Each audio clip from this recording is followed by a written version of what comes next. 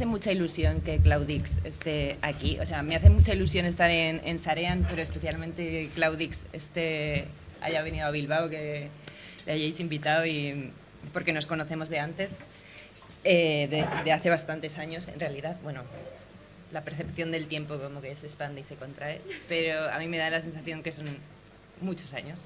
A mí también, porque pasaron muchas cosas. Y admiro mucho su trabajo y su posicionamiento vital y me alegra mucho que vayas A mí presentar también, tu la verdad, trabajo. cuando me escribieron para hablar con Vicky fue como, no, que va, nos conocemos hace años, creo que va a ser genial, hagámoslo. Así que bueno, gracias por venir, gracias por el interés. ¿Esto está a la buena altura? Sí, ¿no? Esto, bueno. ¿Qué tal? Yo soy Claudix Vanesix, soy de Perú, trabajo con tecnologías como la inteligencia artificial, la realidad virtual y la realidad aumentada, y también el textil y el bordado y el diseño y la expresión como identitaria a través de la indumentaria. Eh, Principalmente tuve una formación escénica, como en teatro, danza, cine. Y bueno, a partir de la pandemia comencé a fuerza a trabajar ya en lo digital porque se cerró todo lo que era las artes vivas, ¿no? No sabíamos cuándo iban a volver a ver teatros o si íbamos a poder estar con esta proximidad sin una máscara. Y ahí que comencé a trabajar con primero Teatro Zoom, si alguien se acuerda que eso existía, y bueno, luego videoarte y ahí realidad virtual, inteligencia artificial, bla, bla, bla. Entonces voy a presentar ahora un poco de cómo fue el inicio de esa contaminación de lo escénico hacia lo digital. Unos 15 minutos así de introducción y luego se la paso a Vicky. Mientras tanto, cualquiera puede interrumpir igual. A ver, entonces yo le digo así, ¿no? Cuerpo, inteligencia artificial y realidades extendidas. Para mí es muy importante posicionarme desde la decolonialidad y desde el feminismo en mi práctica, porque vengo de Perú, porque nací con una vulva y eso tiene un impacto para todas partes a donde voy.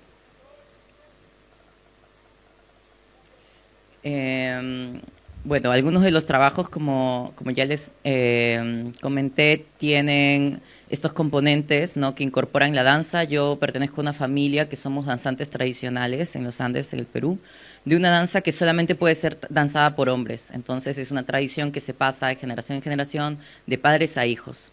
Esta película, por ejemplo, se llama Permiso para bailar denegado y yo me confecciono un traje con los colores de la bandera trans y lo bailo en el cementerio donde están mis ancestros. Y esto abre un debate dentro de mi núcleo familiar sobre el futuro de las tradiciones, ¿no? Si bien ha habido una manera de hacer las cosas, es esa la única manera en la que en el futuro se pueden hacer. Entonces, empezar un poco por esto, ¿no? Ahí están todos, mi abuelo, mi padre, mis tíos, todos, y yo, ¿no?, de rosadito, claramente. Creo que es importante empezar por esto para decir también que estamos viviendo un tiempo presente que es el pasado de un tiempo futuro.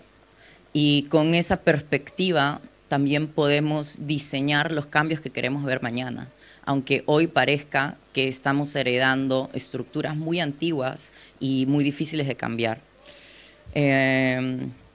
Bueno, creo que voy un poco más a lo técnico y luego regresamos a los videos, que tengo varias cosillas por ahí.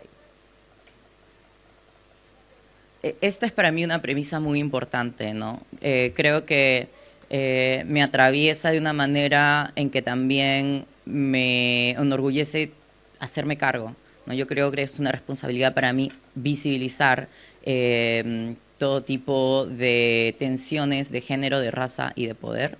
Y yo comencé a utilizar la tecnología sabiendo que era un espacio de disputa de la raza, del género y del poder. Y por ahí pongo también el meme porque yo soy una persona muy chacotera, como decimos en Perú, de que creo que el flujo de la energía a partir de la cual decidimos comunicar es muy importante para transmitir el mensaje. Y hay algo dentro de algunos circuitos del arte que carga cierta solemnidad que también hacen que las conversaciones no sean tan aproximables. Yo trato de hacer lo opuesto.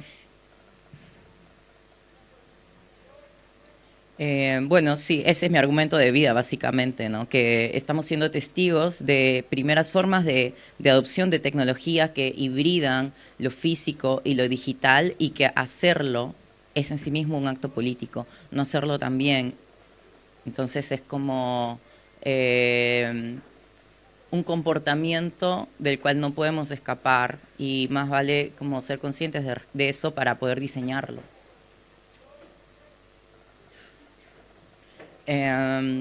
Por ahí estábamos hablando ayer un poco mientras pensábamos qué iba a ser de este encuentro, quiénes iban a venir y qué les interesaba, qué posiciones políticas tienen también quienes vienen a escuchar o qué miedos tienen. A mí me parece muy legítimo tener una actitud de rechazo hacia la inteligencia artificial, por ejemplo, y si yo pudiera apretar un botón la desaparezco ahora. Pero me parece importante, ante la imposibilidad de desaparecerla, estar muy informada al respecto de ella, ¿no? Y participar en la medida que me es posible de esas conversaciones y de las decisiones, pues, que no son tantas la agencia que yo tengo siendo artista con respecto de todo lo que en realidad la inteligencia artificial está consumiendo. Sin embargo, como esta es una conversación sobre la creatividad, sobre el arte, me parece importante decir que la inteligencia artificial no reemplazará la creatividad humana y sí podría bien apropiarse de todos nuestros textos y todas nuestras imágenes y nuestros videos y comenzar a generarlas de manera masiva, pero no podría reemplazar el ímpetu creativo que tenemos. Y eso lo podemos hablar luego también, que me parece muy interesante. De la misma manera, las realidades extendidas, ¿no? Estos cascos, estos interfaces digitales, no reemplazará la realidad física. Creo que esto forma parte de un proyecto político, industrial de ciertos países, ¿no? Que están liderando este posicionamiento de tecnología física, hardware, ¿no? De la cual no todos los países somos partícipes, no todos nuestros tratados de libre comercio nos permiten ser agentes de propuesta tecnológica, sino más bien consumidores. Y sin embargo, aún así vemos cómo la realidad física se impone en el deseo de las personas de seguir encontrándonos. Muchas gracias por venir, ¿sabes? Y por último, y demasiado importante, las voces indígenas y las voces queer deben participar del desarrollo de la tecnología. O sea, no sé si esto hace falta explicarlo, pero a ver, tenemos ciertas visiones de futurismos, ¿no? Que son futurismos a veces a los que les falta melamina, por no decir otra cosa, ¿ya? Y que también son misóginos, son exclusivos y excluyentes. Entonces, creo que vivir aceptando ese tipo de propuestas de futuro es una manera también de autodiscriminarse para alguien como yo, por ejemplo, ¿no? Es imaginar que yo jamás podría hacer propuestas de futuro que contemplen a las personas que se ven como yo. Así que bueno, voy a pasar a mostrar un poco de mi trabajo bajo las siguientes premisas. Lo digital, siendo la unión de lo físico y lo digital. Las realidades extendidas, que son este conjunto de herramientas mediadas por hardware como los cascos de realidad virtual, las cámaras con realidad aumentada o la realidad mixta, que también es algo que hago en mis performances. Y bueno, la inteligencia artificial específicamente como herramienta generativa, porque en realidad la inteligencia artificial es muy grande. Decir IA es decir nada, ¿no? Entonces, lo digital para mí tiene que ver con la simultaneidad, con yuxtaponer realidades, ¿no? Estoy sonriendo y tengo un filtro que me hace sonreír. Tengo un cuerpo físico y un avatar que en tiempo real está significando mis coordenadas tridimensionales de otra manera. Todo esto más tarde en el desmontaje les voy a dar como les voy a hacer una semi-performance sobre cómo hago esto, ¿no? Y bueno, y esto, por ejemplo, es una gráfica lineal, que sabemos que no todo existe en una línea, pero existen los niveles de inmersión. En mi práctica yo transito por diferentes de estos niveles, a veces cosas bidimensionales, a veces tridimensionales, a veces interactivas, a veces no interactivas, ¿no? Y esto no le compete tanto a mi práctica artística, pero sí me compete como persona que ¿cuál es la palabra que dicen? Divulga ciencia un poco. Lo que decía antes, ¿no? Que la inteligencia artificial es una cosa muy grande. Todo esto es la IA, ¿no? Como ciencia computacional. Luego está la ciencia de datos, y ahí está la inteligencia artificial, el machine learning, el deep learning, y en un lugar chiquito de la intersección, aquí, vive una parte chiquitita de lo que yo hago, que es el generative media, el arte generativo. Pero todo esto está en todos nuestros rubros laborales, no es una cosa que le pasa al arte. Bueno, ya. El meme, politizar el meme, me parece brutal. Yo comencé a trabajar con realidad aumentada a partir de las redes sociales, de los filtros de TikTok, que son, creo que, una de las maneras más accesibles que nosotros tenemos a la realidad aumentada, ¿no? Tenernos en tiempo real siendo modificados por una capa digital. Y creo que esto es importante de politizar el meme, porque el meme es lo gracioso y es lo que hace las cosas difíciles digeribles. Por ejemplo, en esta obra, que no voy a mostrar mucho, nada en realidad para pasar al otro, es una obra que me comisionaron en la Bienal de Performance Latinoamericana para hablar sobre la muerte en el medio de la pandemia. Y era muy difícil, y yo decidí hablar del suicidio, porque en esa época había una ola de depresión tan fuerte que también hubo una ola de memes sobre el suicidio muy fuerte. Y eso de alguna manera lo hacía más digerible.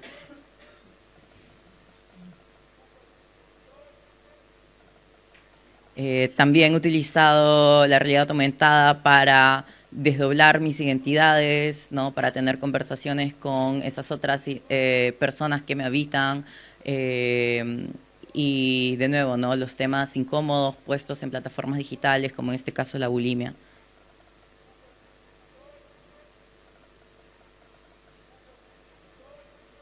Voy a mostrar un poco.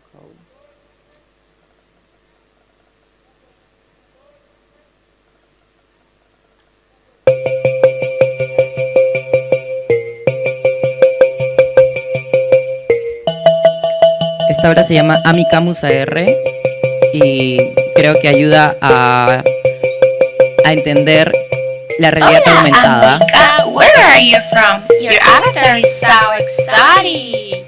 Your avatar is just so cool.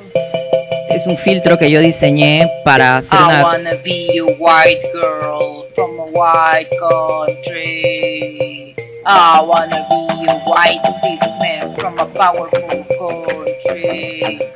I wanna be a rich girl de un país rico. I wanna be rica from a rich country.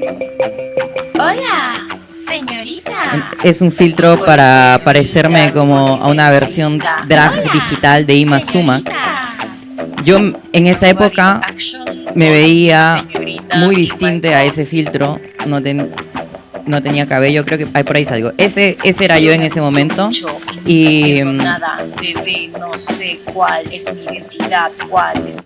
Y me parecía importante mostrar este ejemplo porque fue la primera cosa que yo hice con realidad aumentada, básicamente utilizándola digital, o sea, hacer un drag, un transformismo digital, un travestismo a partir de la realidad aumentada, porque yo no me ponía ni maquillaje ni pelucas, sino que yo diseñé un filtro que hiciera eso por mí, porque esta fue una comisión del Centro Cultural de España en Lima para una muestra que se llamó El Fuego Drag de Ima Sumac. Ima Sumac, nuestra diva peruana, que fue acusada de muchas cosas, como por ejemplo autoexotizarse para agradar a una audiencia global.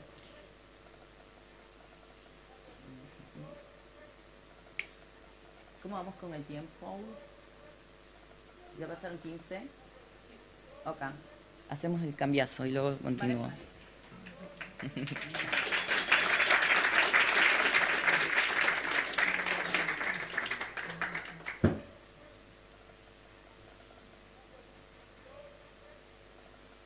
No te he hecho preguntas porque no me he traído una libreta.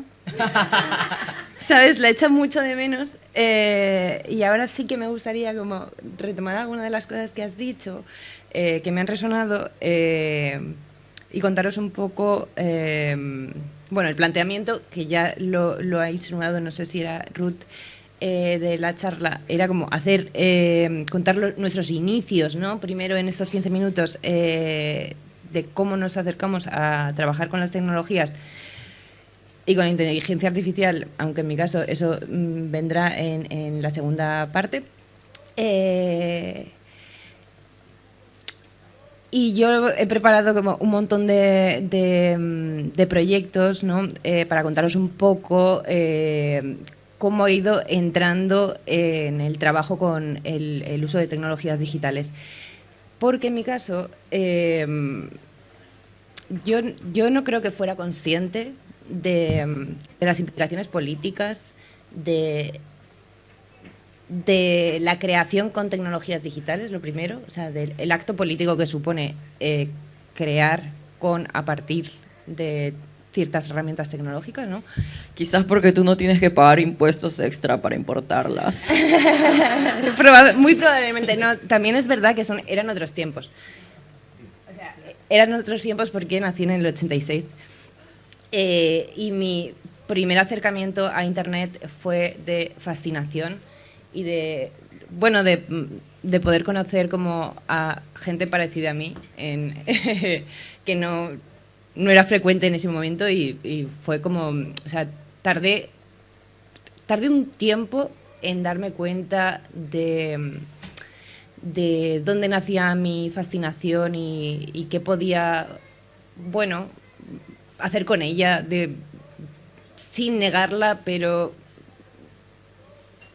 como observando como críticamente qué suponía mi gesto de trabajar con las tecnologías digitales. Espero poder ir explicándolo a partir de trabajos mejor, ¿vale? Os he traído como una captura de ahora mismo cómo está mi página web, que está súper desfasada.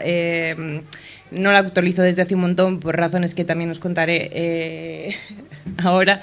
Pero en esta especie de statement, ¿no? Digo que mi trabajo cuestiona la vivencia y construcción de la realidad, que quizás sería como lo interesante para trabajar o tratar en esta charla, pero me interesa más esto que digo a través de los dispositivos tecnológicos de uso cotidiano y las relaciones afectivas que surgen desde con ellos. Tengo como mis dudas que ahora mismo esté de acuerdo con eso. Pero bueno, aceptemos que así está escrito ahora mismo. Pensando en qué quería haber dicho con las relaciones afectivas que surgen desde con estos artefactos tecnológicos, pues he deducido, ¿no?, que me acerco a ellos en tanto medio, espacio, dispositivo y entidad, y por su capacidad para traducir, posibilitar, invisibilizar o visibilizar, permitir, prohibir, generar, transformar. Y que hay veces que quizás sería como una evolución temporal, ¿no?, de que quizás comencé con medio y ahora lo concibo más como una entidad.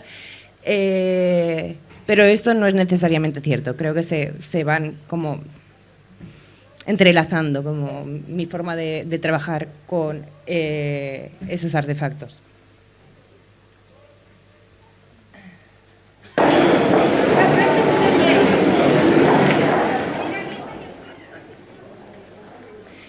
Bueno, pues para hablar de obras he traído la primera, la que fue como mi proyecto final de carrera, aunque en ese momento no era TFG en sí mismo, que es una obra que está formada por 16 videoacciones que se conformaba en una página web, en un WordPress, un WordPress normal. Pero 16 videoacciones sobre la idea de las acciones no productivas. Era 2012, yo estaba viviendo en Berlín por unas prácticas que me tocaron, decidí aceptar, y mi experiencia laboral fue bastante negativa por el aislamiento que está propuesta como la dinámica laboral. pero también había una realidad social en el Estado español como muy tensa por la realmente crisis económica. Era o sea, todas mis personas más cercanas estábamos con esta pesadumbre de lo que estaba pasando en el futuro, de la violencia del presente, y no de manera o sea, no fue tan consciente. Hago la lectura como ahora de toda esa situación que me llevó como a interesarme por la acción no productiva, y realmente es esa, ¿sabes? O sea, en retrospectiva llego a conclusiones que no suceden en ese momento. Estas videoacciones, aparte de la pieza de vídeo, las acompañaba unas instrucciones, porque en ese momento pues estaba realmente, o sea, yo vengo más de las artes visuales, y estaba muy interesada en el arte por instrucciones, que más adelante entendí que era como un interés por el arte participativo, y hacer que la gente haga cosas y que experimente en su cuerpo pues las cosas que a mí me interesan trabajar.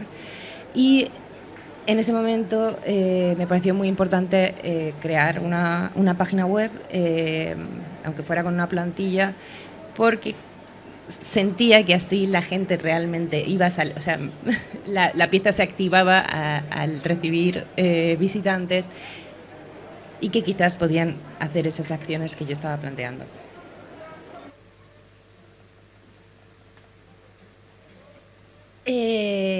Al año siguiente llegué a Bilbao a estudiar un máster, y bueno, continué con estas sensaciones y como esta forma de trabajar e intereses con los que estaba con el trabajo anterior. Y al llegar a Bilbao pues me impactó mucho pues su orografía, ¿no? Cómo era la ciudad, cómo era el valle en el que está situado Bilbao, y me interesó, bueno, venía con la energía de la recién llegada, de la persona que quiere conocer la ciudad, que no le importa, que desea ir a la periferia y conocerla.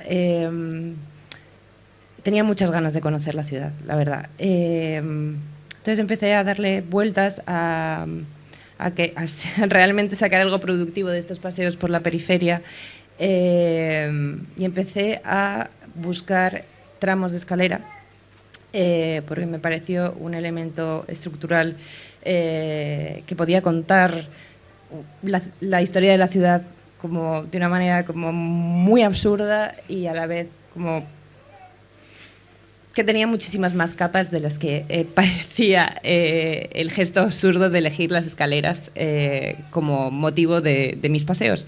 Pero fui coleccionando, fui rastreando y geolocalizando tramos de escalera con la intención de tener 100 tramos de escalera distintos con números de peldaños distintos, a modo de juego.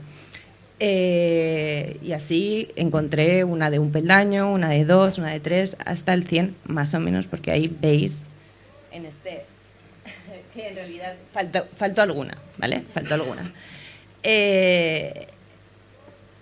Una vez geolocalizadas todas, tuve que bueno, revisitarlas, algunas no estaban, bueno, cuestiones de los cambios que suceden en las ciudades también. Hice esa pieza de vídeo en la que me grabé subiendo, y al año siguiente conseguí desarrollar una aplicación móvil en la que podía realmente jugar a ese juego que yo había creado. Este gesto para mí de nuevo era como muy importante, crear una app para devolver, o sea, mi sensación en ese momento era devolver a la gente de Bilbao, de alguna manera, esta mirada de recién llegada que yo había tenido nada más llegar. Y todo ese trabajo, toda esa energía que yo había como derivado a estos paseos, como devolverlo para que la gente realmente pudiera conocer la ciudad pues a través de sus escaleras, con un objetivo pues absurdo. O sea, en ese momento estaba como pues muy interesada también en prácticas situacionistas y pues la vivencia extraordinaria de lo cotidiano, ¿no? De alguna manera.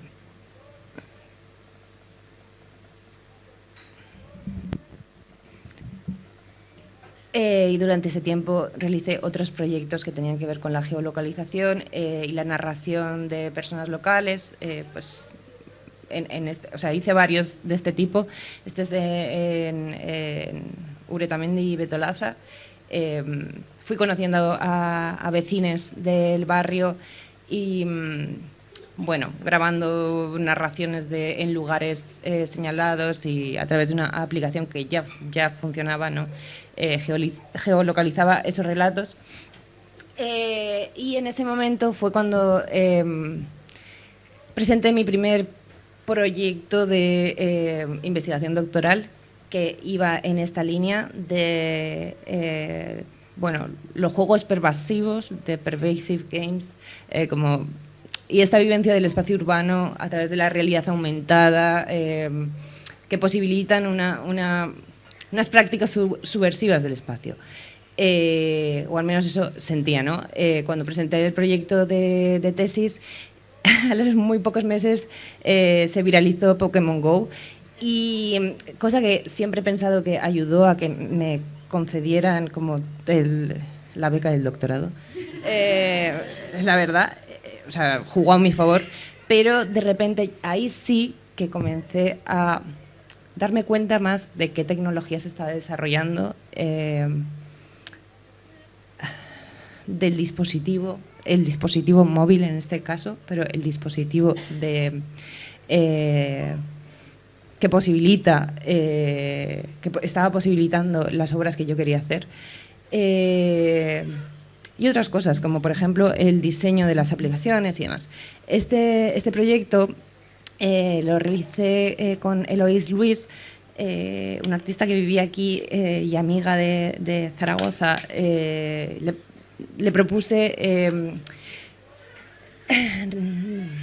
hacer una versión de una performance que ya tenía, que funcionaba mediante cartas, en la que bueno, era como una performance de salón. Consiste en realizar figuras grupales sin palabras, en la que bueno, la carta que te tocaba te señala la figura que tú tienes que ocupar, y tienes que crear una figura coral, digamos, ¿no? Y le propuse pues eso, revisitar su performance en modo app, porque a mí personalmente me interesaba mucho esto de interactuar con personas desconocidas en el espacio urbano, y cómo bueno, la excusa de la aplicación podía llevarte a, bueno, a tener experiencias que se salieran del ordinario y de lo pues incluso aceptable en un contexto no artístico. Y la app, bueno, era muy bonita. Os he puesto el vídeo, este vídeo generalmente no lo suelo enseñar nunca, pero os lo he puesto para que veáis un poco la interfaz gráfica, porque considero que era muy bonita y se entendía que era, bueno, algo que se salía de lo que son las plataformas, ¿no? Ya la propuesta en sí ya no era para nada comercial, pero me empecé a dar cuenta también que la influencia de Pokémon GO hacía que la referencia fuera constante, absolutamente constante, y que cualquier trabajo que se desarrollara utilizando no solamente el dispositivo, tecnologías similares o lenguajes narrativos o visuales similares, iba a tener que lidiar irremediablemente con el hecho de que la gente comparara tu propuesta con, en este caso, Pokémon GO, y como el deber de comenzar a trabajar ya desde ese desencantamiento, ¿no? Esa frustración de las personas usuarias, porque era algo que sucedía. Entonces, bueno, yo también me entró como un desencantamiento grande con mi protoproyecto de investigación, y decidí escuchar como a otras cosas que me estaban pasando como persona, que fue, bueno, pues varios desamores y otros intereses intelectuales también, que iban más sobre la vivencia del amor, cómo nos relacionamos a través de las plataformas. Y en este caso, este proyecto, que también fue una app, la penúltima que desarrollé, porque fue muy dura, en este caso mi intención era, o sea, la propuesta, bueno, nació de darme cuenta de que yo estaba, me dejaron, me hicieron mucho ghosting, y me encontraba a mí misma obsesionada en todas las plataformas, stalkeando a esa persona, y sintiéndome muy mal por el hecho de estar stalkeando a muerte, y a la vez me parecía profundamente interesante esta fascinación de querer ver más y no poder despegarme. Y me pregunté, ¿no?, de si la mirada de stalker en realidad podría llevar como consigo un gesto de amor, la relación o mi experiencia de la transparencia, de ese verlo todo y sentir que ese todo es algo auténtico y es verdad. Entonces empecé a desarrollar esta aplicación, que lo que hacía era conectar de manera aleatoria a dos usuarios, y no les indicaba nada más que nada has sido emparejado, ¿no? Y a partir de ese momento compartía con la otra persona todas las imágenes que se generaban en el teléfono de UNE, ¿no? No sé si queda muy claro, pero voy a continuar porque si no me va a dar tiempo.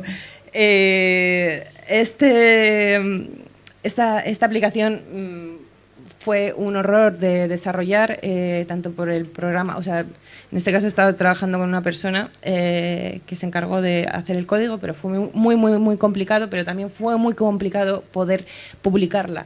Por ahí empecé a entender también cómo funcionan las plataformas de distribución y lo difícil que es desarrollar herramientas que utilizan los mismos canales que las plataformas comerciales, y ahí pues mi experiencia respondió la pregunta de, efectivamente, ¿por qué no hay más aplicaciones desarrolladas por artistas? ¿Sabes?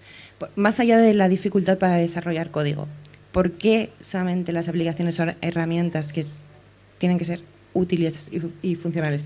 En fin, como no me costó mucho desarrollar ese trabajo, hice varias versiones como iterando la misma idea, ¿no?, de verlo todo de alguien y de tener que bueno, de ver dónde están tus límites en lo que dejas ver a otra persona. En esta performance cedía mi móvil al público durante 30 minutos y podían hacer lo que quisieran. Lo único que me tenían que dejar su móvil a cambio, y se visualizaba en un monitor todo lo que hacían en la pantalla de mi móvil. Como esa propuesta era muy vertical, en la que yo dejaba y la gente me veía, decidí hacer esa experiencia pero horizontal, en la que el público podía ver los teléfonos móviles de otras personas, y decidí como darle la narrativa de un speed dating. En este caso era un speed dating cyborg, en la que la gente tenía citas con los teléfonos móviles de otras personas por periodos muy breves. Bueno, voy a pasar.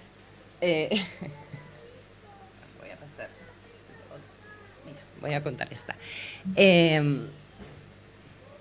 Cuando desarrollé Stalk Me to the End of Love, también la última que he desarrollado se llama Tabú, y en este caso era el propio dispositivo el que de manera como aleatoria, más o menos, grababa la pantalla de las personas que decidían aceptar. La grabación duraba 1 minuto y esa grabación te permitía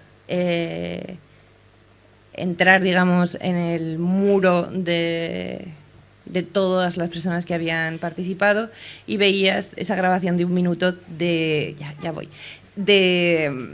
resto de personas.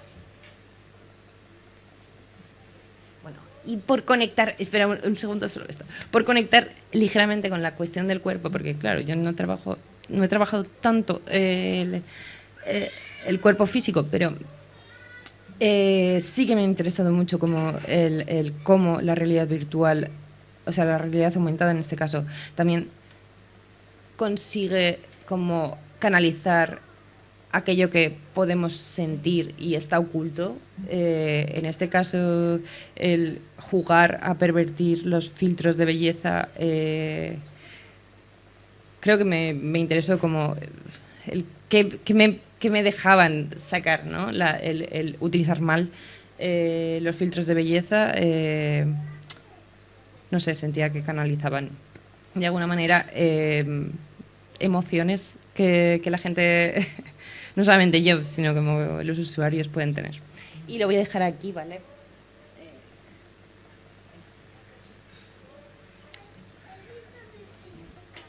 Ay, gracias.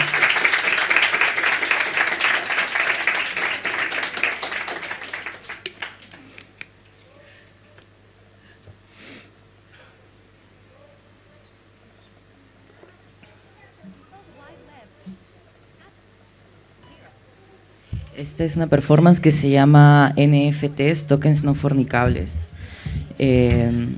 Sí, para mí sí que lo digital siempre ha sido el enemigo y cuando me acerco siempre ha sido para ridiculizarlo. En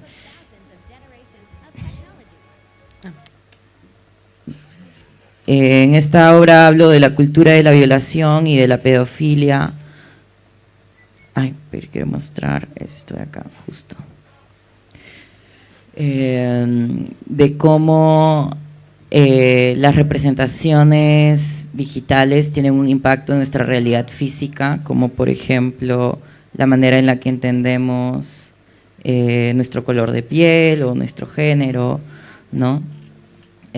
Cómo podemos modificar tanto nuestra imagen y nuestro nombre cuando participamos de videojuegos, no podemos reinventarnos completamente. También hay un poco esa intersección con lo que decías ahora, Vicky, de los filtros. Por aquí. Un poquito antes. Bueno, la cultura de la pedofilia que decía antes. Como la construcción de belleza pedófila, ¿no? Y las máscaras, ¿no? Las máscaras digitales, los errores en esas máscaras también. Y bueno, en realidad la palabra NFTs en el mundo del Web3 significa tokens no fungibles, o sea, un elemento que no es reemplazable por otro. Y es como un certificado de originalidad de un archivo, en este caso digital. Pero yo hablaba de tokens no fornicables porque toda esta performance está compuesta de diferentes interfaces digitales que utilizo para hablar sobre la misoginia y el racismo en los videojuegos y en la cultura del internet. Voy directo con videos porque creo que ya, si me pongo con la diapo me voy a dejarlo mejor, no voy a contarlo. Esto de acá es ya más lo último que estaba haciendo, esto lo añadí bastante luego, que es una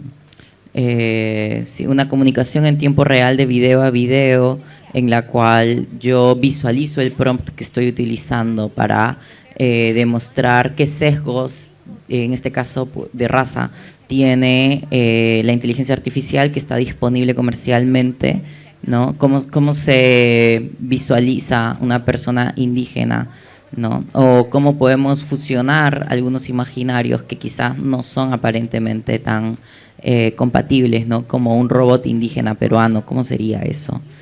Y bueno, trabajo esto con con un computador muy potente, ¿no? Que me permite generar alrededor de 15 cuadros por segundo, que para lo que tenemos hoy por hoy de tiempo real es bastante, digamos, ¿no? Voy a mostrar otra cosa.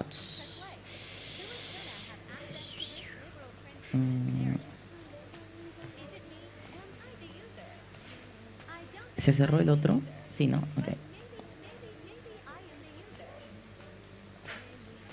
Esta es la misma tecnología, su nombre es Stream Diffusion. Entonces aquí ya teniendo un poco más de pantallas se puede ver los cables que hay detrás de que hacen que esto funcione.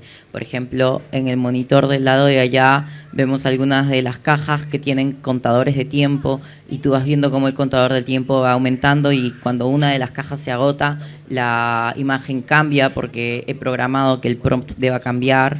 Luego puedes ver el número de pasos, es decir, cuánto se parece la imagen a mí o cuánto se parece la imagen al prompt, ¿no? Ahí mismo está el prompt. En este caso es un mono hecho de carne, por ejemplo, ¿no? Y esta es una obra que la desarrollé en una residencia en Tabacalera, y la obra se llama Seno. Para mí, la era que hemos denominado antropoceno, ¿no? Ya hemos comenzado a articular un montón de propuestas de qué es lo que hay después de eso, como por ejemplo el capitaloceno, ¿no? El cthulhuceno. Para mí es importante hablar del seno como prefijo que habla de la otredad, de lo extranjero, de lo extraño. Y dentro de este seno, por ejemplo, es evidente que me identifico como persona migrante, pero además creo que están incluidas identidades no humanas, como las identidades plantas, las identidades animales, las identidades hongo e incluso, y muy importante, la conciencia que ahora entendemos como artificial. O sea, lo maquínico que tiene agencia o lo digital que tenga conciencia. Creo que el seno a fuerzas existe hoy, es la era en la que estamos viviendo porque entendemos cada vez un poco mejor el lenguaje social de los animales, ¿no? Los elefantes los hemos visto hacer rituales en luna llena, sabemos que las plantas y los hongos se comunican de manera simbiótica a través de redes subterráneas,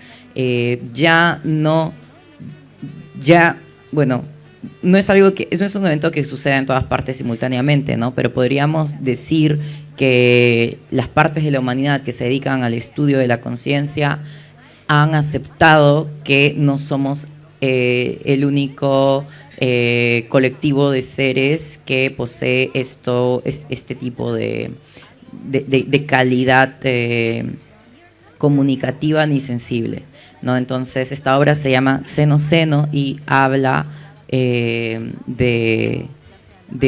devenir de ese momento en el que ya no somos el centro del universo, ¿no?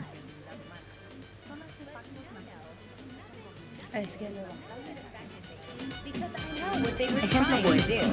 Un modelo de estacional asigna un rostro. These machos want your self-esteem to be based on the amount of validations they give you and that they're approved. Simultaneidad siempre. Nunca ha vivido, nunca ha amado, nunca ha muerto. No es ni retrato ni memoria. Es un xenorrostro. Un eco xenorrostro. de datos, una presencia espectral sin referente en el mundo. Justificación filosófica. Lo generado por IA como lo inhumano. 1. Xenorealidad. Una ontología sin encarnación. Merleau-Ponty, Husserl. Maurice Merleau-Ponty, en Fenomenología de la Percepción, sostiene que la realidad se accede a través del cuerpo. Por ejemplo, uno de los argumentos que tengo en esta obra es que el prefijo seno es más adecuado que otros Procesa relaciones estadísticas.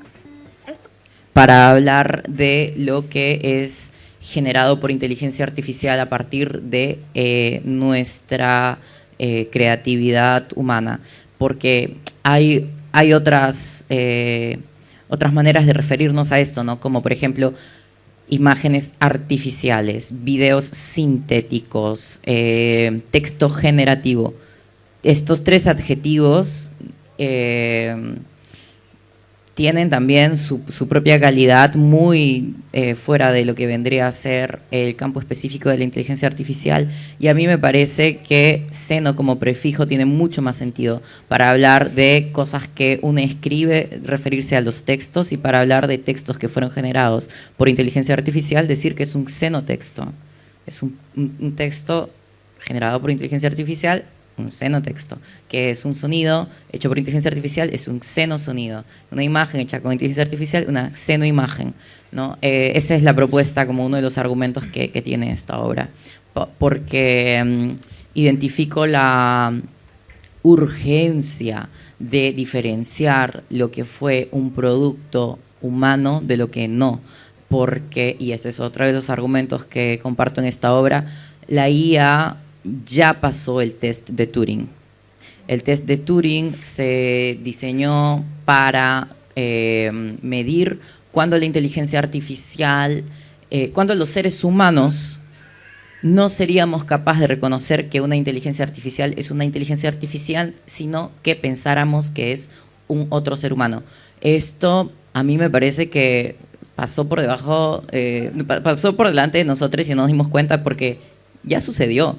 No hemos hablado de esto suficiente. Yo ya lo asumo porque yo soy profesional del campo y yo todo el tiempo caigo en videos que son generados por IA. Y a veces solamente me entero porque alguien en los comentarios dice, ¡es IA!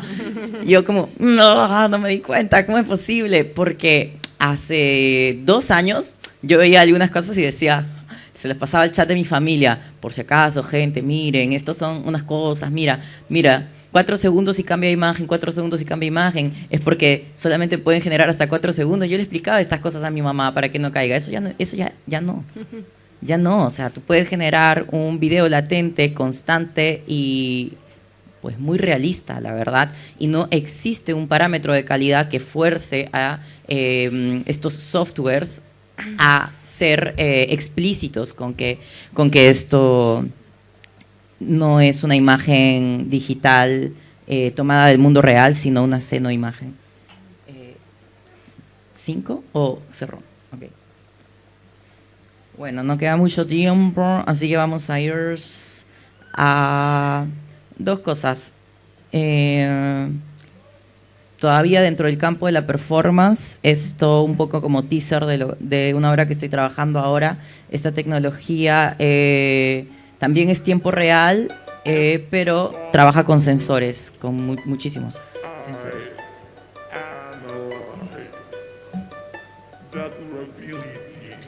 Of my resources, and I spy on you regular citizens. Este es un tecnobro que quiere escaparse del planeta a un búnker subterráneo. It is me, the heterosexual, cisgender, white male patriarch with power from generational wealth. They call me Mark. They call me Elon.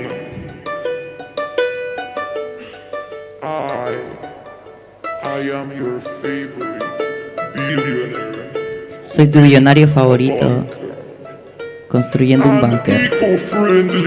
Un búnker ecoamigable, construido con buenas condiciones laborales.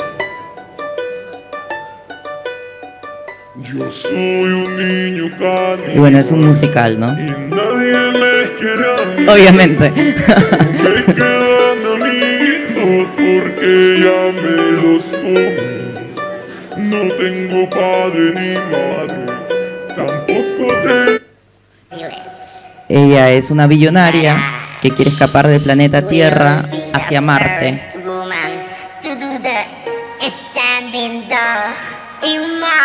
Y ella será la primera mujer en hacer yoga en Marte.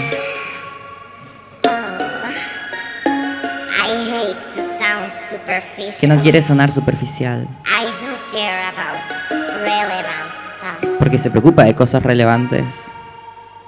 And I do miss planet Earth. Y extraña las cosas de la Tierra. I miss you, my little love. Ay, tiene un componente como romántico en la historia. Por lejos que estés, cariñito, ahí te encontraré. Por lejos que andes, amorcito, ahí te...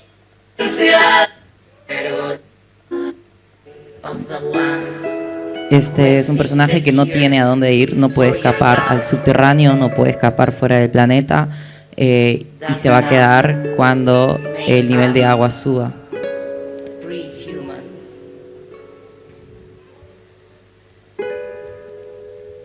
Este somos nosotros, ¿no? Claramente. De culturas. Somos herederos ilegítimos de culturas milenarias. We are illegitimate heirs of millenary cultures. Nacidos de la violación y de... Somos herdeiros ilegítimos de culturas antigas. Born out of rape and slavery. Nacimos de las violaciones y de la esclavitud. Sí.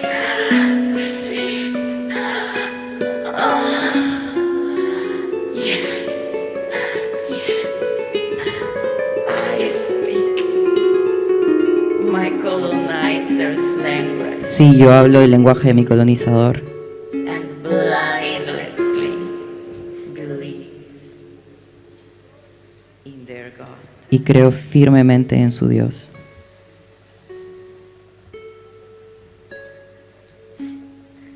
Tiene casi 20 años y ya está cansado de esperar. Pero tras la frontera está su hogar, su mundo y su ciudad. Piensa que la alambrada solo es un trozo de metal, algo que nunca puede detener sus ansias de volar libre. Entonces, eso como para dejar ver los componentes políticos que trato de tejer en lo que voy haciendo mientras voy mezclando tecnologías hiperabusivas que se utilizan principalmente en porno y guerra, siendo yo que me convierto en interfase de ellas, no necesariamente haciendo que los usuarios interactúen, sino permitiéndoles ver qué es lo que pasa cuando yo las ocupo en mi cuerpo. En este teaser podemos ver algunas cosas técnicas, ¿no? Como la reescritura semiótica constante de mi cuerpo a través de un asset digital. Yo cambio de identidad como después de hacer un clic y cambio de voz haciendo otro clic, y esto hace que, por ejemplo, alguien como yo que se formó en teatro desdiga toda esa educación de lo que nos dijeron de la versatilidad actoral. No hace falta ninguna. Yo puedo verme como un cyborg y juxtaponer esta otra imagen y se genera un código común. Ustedes aceptan que yo estoy diciendo que yo ahora soy un billonario y ahora soy esta otra mujer y ahora soy esta otra persona, porque se estableció el código. Aquí está mi avatar, aquí está mi imagen, cambió. Y el cuerpo mío sigue siendo el mismo y sigue estando al frente de la escena. Pero creo que parte del trabajo que vengo haciendo durante estos años es generar nuevos códigos de comunicación escénica y decirles, invitarnos a todos a aceptarlos. Es como, bueno, esto es ahora el teatro también, o sea, ¿me crees o no me crees? Y la verdad es que sí, funciona. Funciona igual que en TikTok, que alguien se pone un filtro y funciona. Tú crees que es su mamá porque se puso el pintalabios, o crees que es su novio porque se puso bigote. Son códigos digitales, ¿no? Que creo que para alguien que estudió lo actoral son importantes tenerlos en cuenta porque forman parte de la cotidianidad de las personas en todas partes.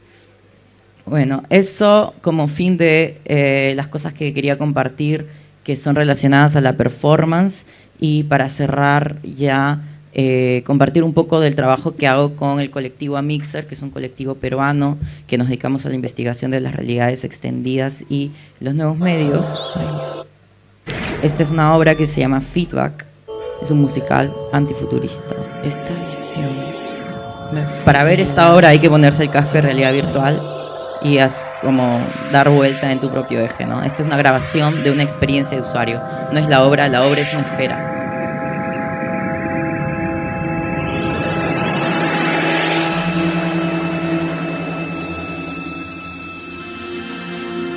Ahí estamos, Mixer presenta Feedback.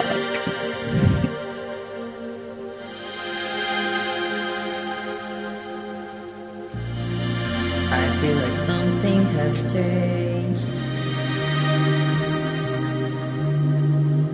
Entonces los personajes parece que estuvieran en el mismo lugar, pero algo ha pasado en su cuerpo y el espacio.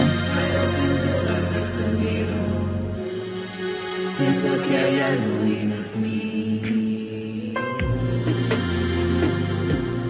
Y sus cuerpos se han separado del espacio físico. Y esta obra habla sobre cómo las personas peruanas, indígenas y mestizas nos relacionamos con el internet.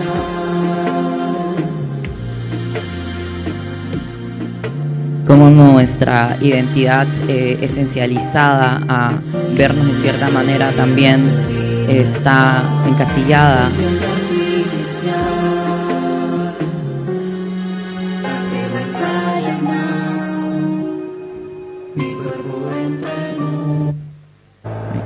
¿Cómo pasa esto?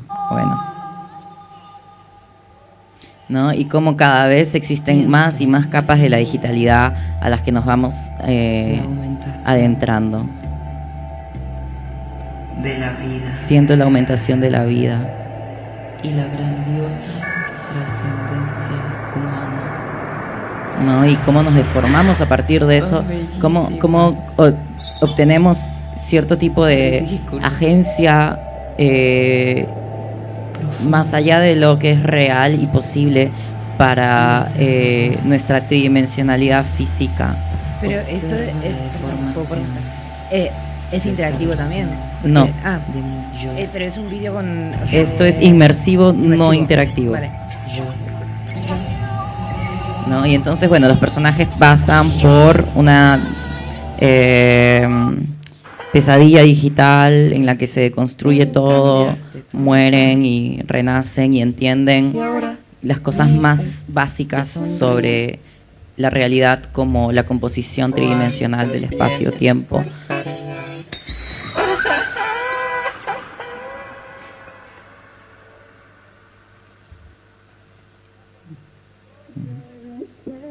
Dice, debes ser punto antes que línea, y que ser línea antes que ser plano.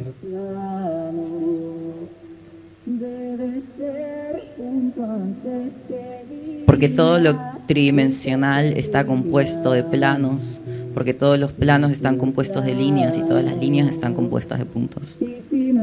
Y esto ellas lo comprenden a partir de una muerte que tienen dentro del ciberespacio.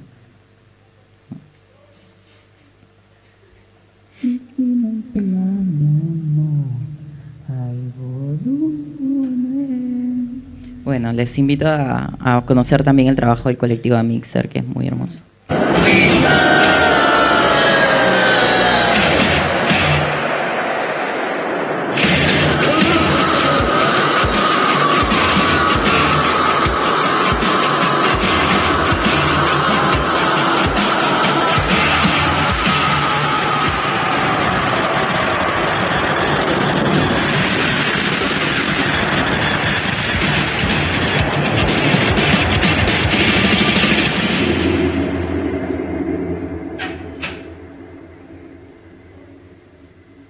Bueno, es para cerrar, porque ya estamos un poco tarde.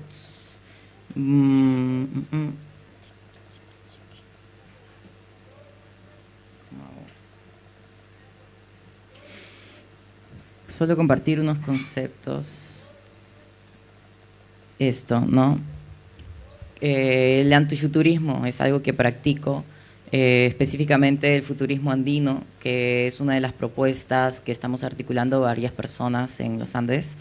Lo practico mucho con el colectivo del que soy parte, que se llama Mixer, y ya como persona migrante en Francia, que es donde vivo actualmente, otra de las cosas que me parece interesante es hablar del xenofuturismo, como las personas que somos consideradas otredades dentro de los espacios como más poderosos, igual tenemos puntos de autoría, ¿no? Como que igual terminamos siendo ese fetiche emocionante al cual recurren para robar ideas. Eso.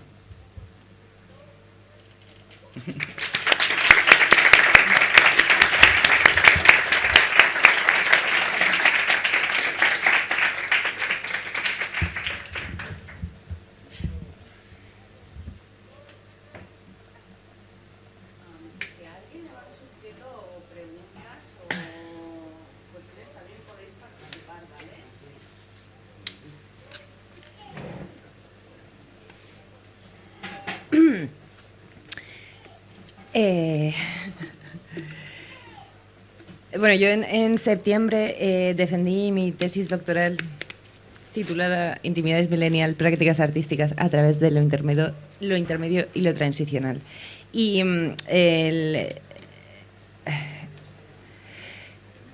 el haber estado como investigando sobre la intimidad es algo, y desde el lugar en la que finalmente acabé teorizando sobre mis propias prácticas y las experiencias íntimas, es algo que fue construyéndose con el tiempo. Y esto lo digo porque igual de las primeras obras que os he enseñado, ¿no? Mi forma de enfrentarme a la creación es como muy intuitiva y por un poco de supervivencia bastante personal. Y creo que al analizar y ver estas obras con retrospectiva es cuando puedo llegar a conocer o teorizar sobre ellas de una manera pues más crítica, más situada políticamente, no sé. O sea, a lo que quiero llegar es a que yo comencé estas obras sobre la mirada de Stalker y sobre cómo son esas imágenes que consideramos íntimas o cómo nos relacionamos con nuestros dispositivos de una manera íntima, cómo la gente entiende que esos espacios o experimenta esos espacios como propios y como parte de una. Y con el tiempo, al llegar a ir a escribir la tesis, me di cuenta de que la idea que tenían sobre la intimidad no era suficiente para explicar lo que yo había vivido durante esas performances y esos encuentros con la gente, porque empecé a sospechar que esa idea de lo íntimo se había dado, o sea, yo reconocía haber experimentado lo íntimo en mis trabajos, pero no por el contenido de las fotos que la gente podía ver y no por el hecho de que alguien pudiera acceder a mi dispositivo o no hacerlo, sino que tenía que ver con el hecho de confiar y ser vulnerable, ¿no? Y con algo que viene de una, algo como que nace de la interioridad de una, pero que se construye y se produce siempre en contacto con el mundo y en contacto con las otras. Y por eso tuve que, cuando me tardé muchísimo tiempo en escribir la tesis, porque también tuve que reformular y crear un modelo conceptual, ¿no? También para explicar las obras en las que había trabajado y ampliar, rehacer el marco teórico también para dar un poco de sentido a aquello que yo intuía que había pasado. Esta es la cara que se te queda después de entregar una tesis. Vale, y el proyecto sobre todo del que os voy a hablar ahora brevemente lo realicé antes de finalmente terminar todo el escrito. Pero lo situé en el epílogo, de alguna manera, porque sentí que sí, que mi investigación había llegado como hasta ahí. Es algo como que entiendo que es como más situado en el ahora, que todo lo demás igual venía de mi descubrimiento, desde la fascinación y el encantamiento de esas herramientas tecnológicas. Y llegué a la conclusión de que... O sea, a ver, perdón, lo que me interesaba, al final acabé teorizando en realidad sobre las experiencias de intimidad, ¿vale? Desde una curiosidad más, como desde la propia experiencia, sobre todo que no criminalice a la persona que experimenta intimidad o es capaz de reconocer como algo de eso al, por ejemplo, hablar con ChatGPT. Sin, sobre todo, obviar las condiciones en las que ChatGPT se construye y los peligros que existen al hacer terapia, por ejemplo, terapéutica con un chat de Machine Learning o como lo quieras llamar, un modelo de lenguaje. Me interesa mucho la parte que hay detrás de cómo se ha construido y las intenciones y las potencialidades de influir en la psique y en la percepción del mundo de las personas. Pero me parece también importante no criminalizar el valor de esa experiencia y no tratar esas experiencias como falsas, no reales, igual que, pues no sé, las relaciones que hemos mantenido. Es que yo vengo de la época casi del IRC, ¿no? Y de esto de conocer a una persona y chatear con personas que nunca vas a conocer. Y, o sea, denostar como todas esas experiencias como falsas, virtuales o artificiales me parecen un problema, porque están situando el foco en donde creo no debe ponerse, que es en la experiencia individual y como subjetiva, y algo como súper significativo como es, por ejemplo, pues un vínculo íntimo y afectivo. Entonces, me ha gustado mucho lo de los seno, ¿vale? Muchísimo, sobre todo para hablar de producciones como las imágenes o los textos que se generan con modelos de lenguaje o herramientas así. Pero yo prefiero utilizar lo sintético para referirme a la experiencia que tenemos de esas producciones. Y eso es así porque creo que lo sintético sobre todo se aleja de la idea de artificial falso, o al menos yo lo entiendo así, por ser en sí mismo una composición, o sea, por parte, o sea, ¿cómo lo dice? A ver, composición de un todo por la reunión de sus partes. Eso es algo que me interesa mucho porque creo que la intimidad no sintética también creo que sucede así. Condensándose un montón de partes en un todo que podemos reconocer como intimidad. En fin.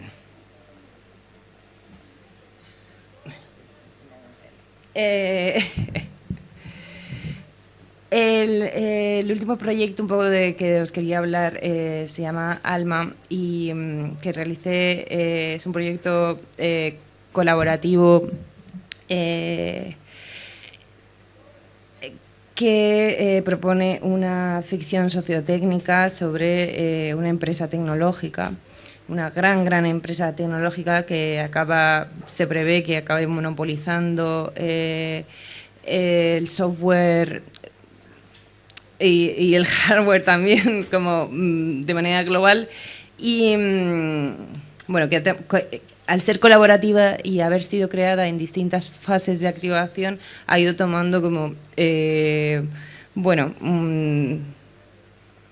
sí, un carácter como que os voy a explicar como ahora un poco, pero en realidad viene o sea, lo empezamos a crear de manera colaborativa desde un colectivo que se llama V-Recommand, aunque han intervenido muchas personas. Todo comenzó con un deseo de que el dispositivo móvil pudiera como contradecir los deseos del usuario, ¿no? Y que pudiera como protegerle de alguna manera como en este caso bloqueando toda la pantalla negra. Esta idea no conseguí desarrollarla de ninguna manera. Mi idea era como hacer un protector de pantalla físico. Pero cuando empecé a darle vueltas a las posibilidades de este proyecto, pues empecé a ver que se podía comportar también ese protector de usuario de maneras pues distintas, que no solamente fuera a bloquear la pantalla. Y empecé a darme cuenta que lo interesante estaba en ese contradecir los deseos del usuario, ¿no? Y qué podía pasar ahí.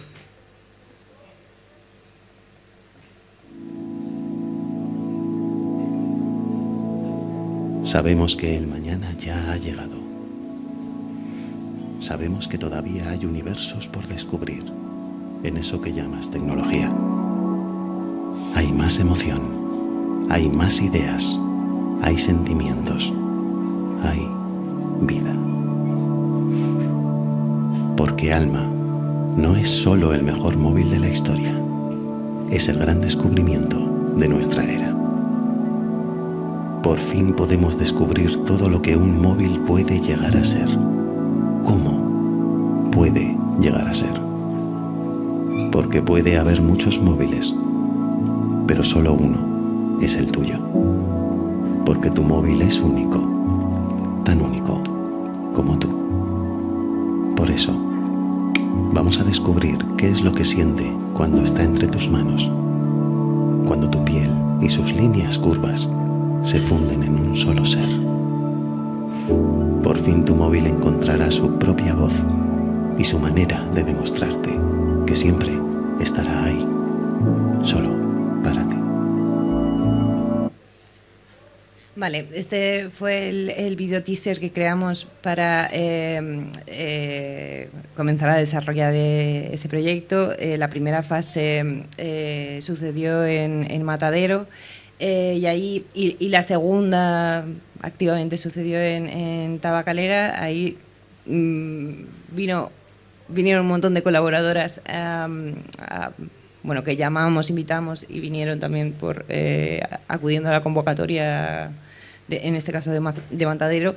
Y en base a estas personas que colaboraron aquí, pues se fue construyendo realmente la narrativa de Alma, porque el primer planteamiento nacía de este vídeo, que ya está orientado hacia una ficción sociotécnica, posicionadas como una empresa malévola, ¿no? Y demás.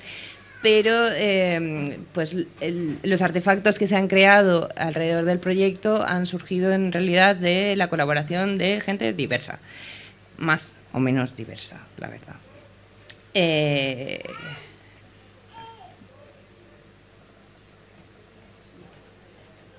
Entre otros artefactos, por ejemplo, creamos un atlas de las emociones sintéticas a través de distintos... de una inmersión con dinámicas de psicología conductual y demás, para entender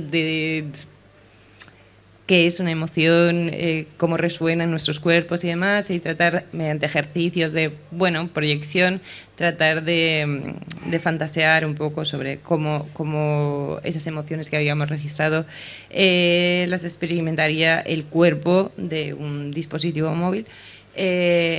Todo tiene pues bastante humor, pero también bastante seriedad. Quiero decir, los procesos de trabajo fueron realmente serios, aunque los resultados pues tengan ese registro. Pero también pues el planteamiento de que los dispositivos llegaran a sentir emociones y habría otros caminos, por ejemplo, sobre la responsabilidad de esta empresa con respecto a las nuevas entidades computacionales. Y comenzamos a fantasear, ¿no?, que esta empresa en realidad podía llegar a abrir un escenario poscapitalista, por el hecho de tener que cuidar también a las entidades que había creado, ¿no? Y qué iba a suceder ahí, cuál iba a ser la relación de la empresa con estas nuevas entidades sintientes, si son entidades computacionales. Y bueno, pues también aquí se abre como un discurso que en ese momento que también nos pareció como muy interesante de imaginar a las entidades computacionales como sujetos de derecho, u objetos sujetos de derecho. Bueno, no sé cuánto tiempo me quedó. Nada. Vale. ¿Lo veis? Síntesis. Ya está.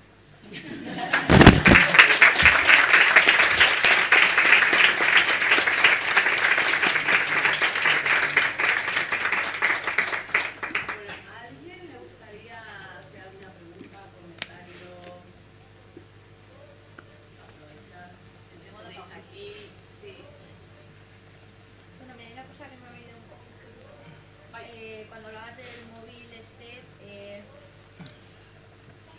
mi cabeza se ha conectado con una especie de móvil que no es que tenga un vínculo especial contigo simplemente, sino que parece que el móvil nos tenga que maternar a veces, ¿no? Porque lo que comentabas del salvapantallas, es que hablamos un día de broma con un colega mía de esos mensajes desafortunados de borrachera a las 2 de la mañana.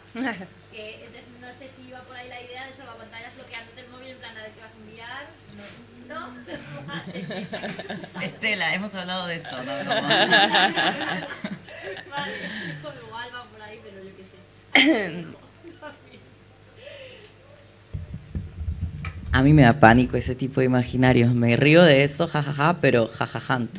O sea, no, a mí me parece terrible porque yo trabajé 5 años para una empresa que desarrolla software en Estados Unidos y yo sé la cantidad brutal de datos que tiene la app más tonta que te bajas. O sea, es verdad de terror. Y este año estuve en un congreso de inteligencia artificial en el que me mostraron cómo la propia Palantir, no sé si aquí saben qué es Palantir, es una de las empresas que actualmente está asociada con el sistema de seguridad de los Estados Unidos, cuyo principal objetivo es generar un perfil de todas las personas que existen en el mundo. Palantir tiene un API abierto al público gratuitamente en el cual tú puedes ver en tiempo real dónde están las personas. Me lo mostraron en una conferencia este año, hace un mes, en París, y yo así, abrieron el API, fueron al aeropuerto Charles de Gaulle y se pusieron a mostrarme todo, quiénes estaban caminando al frente de qué tienda para mostrarles cuál publicidad. Así que jajajant. Es muy, muy tenebroso, sinceramente, lo que tiene que ver con esto de acá, amiguis. O sea, de nuevo, jajajant, porque ni siquiera alguien que tiene estos dispositivos de encarcelamiento remoto le roban tanta información como uno de estos. Nosotros lo hacemos voluntariamente, pagamos porque nos vigilen de esa manera. O sea, yo todos los días desde hace 3 años digo que voy a abandonarte. Pero luego me voy a lugares donde necesito el mapa porque no sé dónde estoy parada, o necesito el traductor porque no hablo la lengua de la ciudad en la que estoy. Y este tema de la conveniencia, que ayer lo hablábamos un poco, ¿no? Que nos hemos entregado a la conveniencia que nos ofrece esto, que sinceramente no es vital, necesaria, mucho menos, y todo lo contrario, nos vuelve más inútiles colectivamente este smartphone. O sea, lo he hablado con muchísima gente que me dice que son incapaces de ubicarse geográficamente en su ciudad, ¿sabes? Que somos incapaces de recordar datos como números, que antes éramos bastante capaces de recordar direcciones y números. Entonces, como persona que trabaja en la inteligencia artificial, les digo sinceramente, no confíen un paso en ella. O sea, si pueden no usar ChatGPT, no lo usen. Utilícenlo realmente únicamente para emergencias. Esto para mí fue muy importante porque yo comencé a sentirme cómoda con esta ChatGPT y comencé a escribir mis textos con la ayuda de esta inteligencia artificial. Y me pasó algo muy importante, qué bueno que me pasó, que una postulación a la que yo mandé una aplicación hizo un post por Instagram que decía: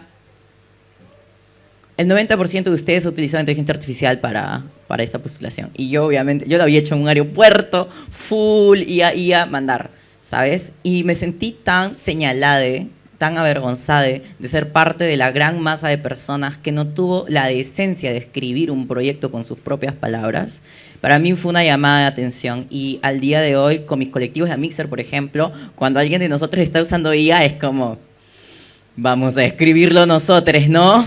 Y nosotros, o sea, nuestro colectivo se trata de eso, de investigar la inteligencia artificial. Entonces, es hiper importante vigilar qué tanto le delegamos, porque sinceramente nos está, ¿cuál sería la palabra?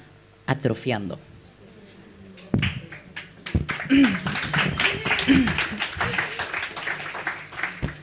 Yo solamente voy a decir una cosa, estoy totalmente de acuerdo en muchas cosas de las que has dicho, pero también en base a mi experiencia reciente, he utilizado mucho modelos de lenguaje para trabajar, pero también para trabajar sobre ellos. Y creo que también es una herramienta súper útil, por ejemplo, para el desarrollo de código. Es que, o sea, yo estoy haciendo cosas que no podía hacer. Y no, o sea, sobre todo hay que tener cuidado con las empresas que están construyendo estas herramientas y tratar de utilizar software libre.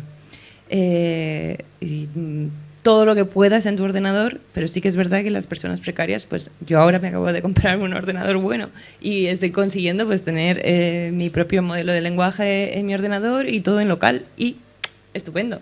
Pero, bueno, no lo sé. Yo también corro todo en local, por ejemplo, las obras que han visto en las que utilizo y en tiempo real, nada de eso le pertenece a una empresa, las imágenes que yo le estoy alimentando se quedan en mi computador, nada está siendo exteriorizado y aún así creo que es bastante relevante pensar en cómo seguimos exteriorizando datos de la misma manera, porque si tú tienes una Mac o tienes un Windows, realmente, a no ser que tengas un teléfono Linux y una computadora Linux, es una palmadita en el hombro que nos damos nosotros, les feministas digitales, ¿sabes? Les ciberfeministas, es una palmadita que nos damos en el hombro. Sinceramente, yo no creo que tenga mucha diferencia lo que yo hago de lo que hacen las personas que utilizan OpenAI. Y tampoco creo que lo que tú haces tenga mucha diferencia, sinceramente. O sea, estamos todo el tiempo entregando todos nuestros datos por la más mínima conveniencia. Yeah. Eso me parece a mí... Es que el problema es que quisiera yo no saber lo que sé para poder vivir un poco más tranquilo, pero lamentablemente, sabes que OpenAI inclusive hizo las pruebas de su subempresa de desarrollo que se llama WorldCoin, que se dedica al escaneo de ojos para determinar quiénes son humanos, y esto todo lo hizo bajo la noble premisa de desarrollar un supuesto ingreso básico universal, ¿no? El Universal Basic Income. Entonces comenzaron a investigar cuánto sería el mínimo que las personas estarían a aceptar a cambio de no trabajar, a cambio de entregar todos sus data biométrica. Esto lo probaron en Perú.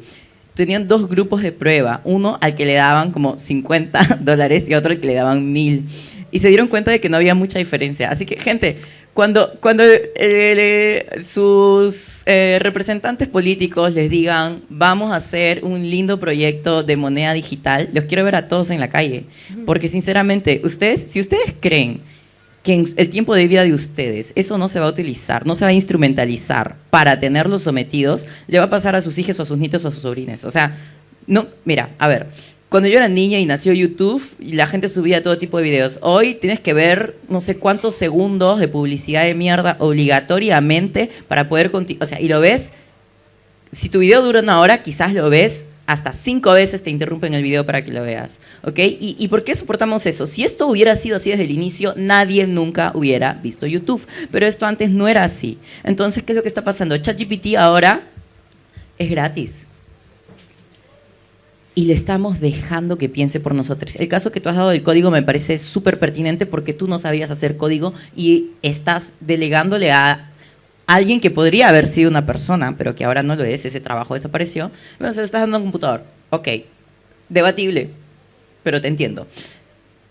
En cambio, delegarle tu pensamiento crítico te atrofia, y te lo digo porque me ha pasado a mí. Yo he leído las cosas que yo escribía cuando estaba en el bachillerato, a mano, mis exámenes a mano de estética, citando fuentes a mano, y digo, yo no tengo el cerebro así. Te lo juro, yo lo leo y le decía, mamá, o sea, yo ya quisiera pensar así como esta persona, y esa persona tenía 19 años, ¿entiendes? Pero yo hoy por hoy, o sea, tampoco, pero un poco sí, un poco sí. Punto aparte, porque necesito, o sea, no he hablado suficiente sobre hongos, yo hablo mucho sobre los hongos. Si alguien aquí se siente que su calidad cognitiva ha desmejorado mucho en los últimos 5 años, no es una percepción falsa, es real, o sea, nos ha pasado a todos. El COVID tuvo parte de eso, la inteligencia artificial también. Una de las cosas que yo estoy haciendo, no es el tema de la conversación, pero carajo, estamos aquí, quiero compartirlo. Reduzcan su consumo de alcohol, reduzcan su consumo de drogas en general, coman el hongo melena de león. El hongo melena de león no me está pagando para dar este mensaje. Coman el hongo melena de león, si pueden cultivarlo, cultívenlo. Es el hongo que actualmente se está investigando para revertir los efectos del Alzheimer. Yo lo tomo desde junio del año pasado y de verdad, desde la primera toma, gente, desde la primera toma tú sientes como todas tus ciudades del cerebro comienzan a encender sus luces, te lo juro. Es como si pudieras sentir que tus redes neuronales se curan. Entonces, en los meses que llevo tomando ya melena de león, sinceramente, por eso lo recomiendo, aunque no es el tema de la conversación, creo que estamos en un momento tan frágil que ni nos damos cuenta, porque estamos muy distraídos. Entonces, por eso mencionaba lo de que nos van a decir que el Universal Basic Income me lo van a dar si es que me dejo escanear mi ojito, si es que doy mi dedito, ¿sabes? Eso nos lo van a decir y nos lo van a argumentar de manera que suene irresistible para no caer todos a un punto de no retorno que sinceramente estamos bastante cerca. Yo sugiero que intentemos estar lúcides para tomar decisiones informadas colectivamente. Eso.